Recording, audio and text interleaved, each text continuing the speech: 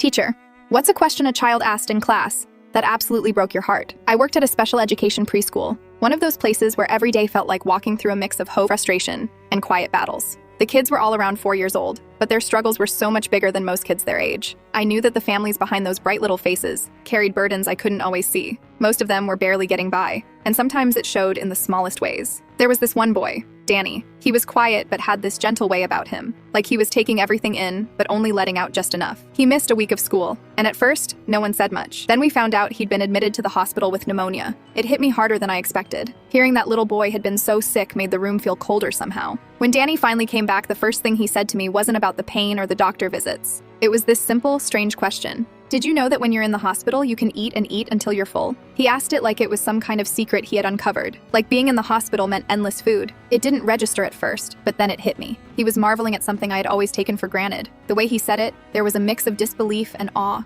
like the idea of being able to eat until you're full was so foreign it almost sounded magical. I knew Danny's family struggled. Most of the kids in our school did. There wasn't much money, and sometimes it showed in the small ways. The way some kids came to school hungry, the way their clothes looked a little worn, the way the teachers talked quietly about the challenges the families faced. But hearing it directly from Danny was different. It broke something open in me. From that day on, I made a decision. I started sending Danny home with extra food whenever I could. Sometimes it was a sandwich, sometimes some snacks, whatever I could scrounge up from donations or my own pocket. I didn't say much, just quietly handed him a little extra to take with him at the end of the day. At first, I thought maybe it would go unnoticed, but then the changes started showing up. Danny seemed lighter somehow.